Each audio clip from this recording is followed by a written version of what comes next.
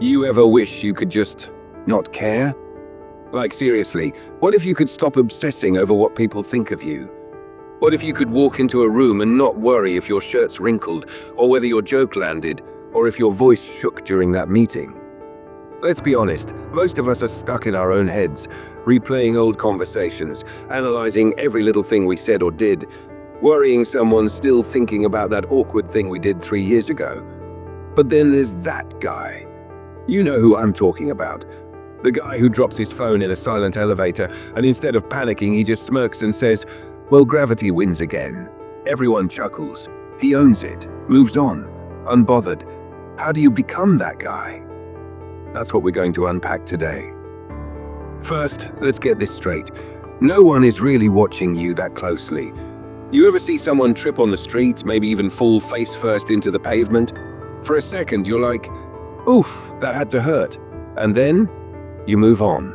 You don't think about it for hours. You don't text your friends about it for days. You just forget. So tell me, why do you think people are holding on to your little slip-ups forever? Let me tell you about Sarah. She was giving a presentation at work. Mid-sentence, she completely blanked, like not a single word coming out of her mouth. Old Sarah would have spiraled, but instead, she laughed and said, "Well, looks like my brain just went on a coffee break." Everyone laughed with her, not at her. That's power. Confidence is not perfection, it's permission. You know what confident people do differently? They give themselves permission to be human. Let me give you a real example. Jake, one of my friends, was at a wedding last year. He was wearing brand new shoes, too tight, too shiny, trying too hard. He slipped on the dance floor, right in front of everyone. But he got up, did a dramatic bow like he meant to fall, and turned it into part of the dance. People cheered. He could have sulked, he could have run off. Instead, he owned it, and became the highlight of the night. Confidence isn't about always being smooth. It's about not running away when you're not. Let's talk about that weird thing you're hiding. We all have something. Maybe you snort when you laugh. Maybe you're obsessed with conspiracy theories. Maybe you cry during commercials, or you listen to Christmas music in June. Whatever it is, you've probably been told to hide it. But let me ask you, what if that is the thing that makes you unforgettable?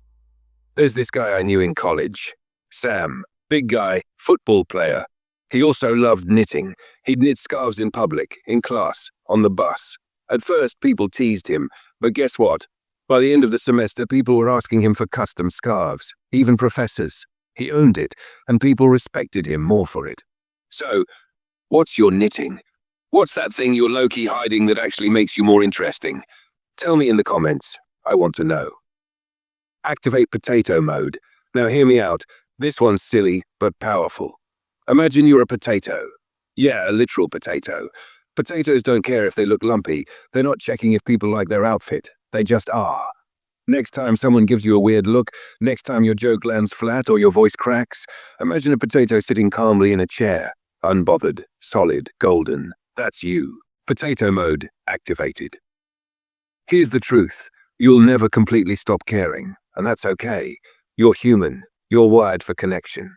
But every time you care a little less about the wrong things, like strangers' opinions or temporary awkwardness, you start making space for the right things. Your peace, your personality, your progress. And something weird starts to happen. The less you try to impress people, the more impressed they become. Because being unbothered doesn't mean you're arrogant. It means you respect yourself too much to beg for approval. So I'll leave you with this. What's one moment you still cringe about, but when you really think about it, it probably didn't matter? Drop it in the comments. Let's laugh it off together.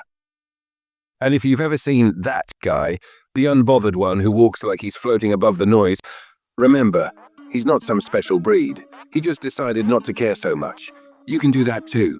And the moment you do, you'll walk lighter, speak freer, and maybe, just maybe, you'll finally realize that being unbothered is your superpower.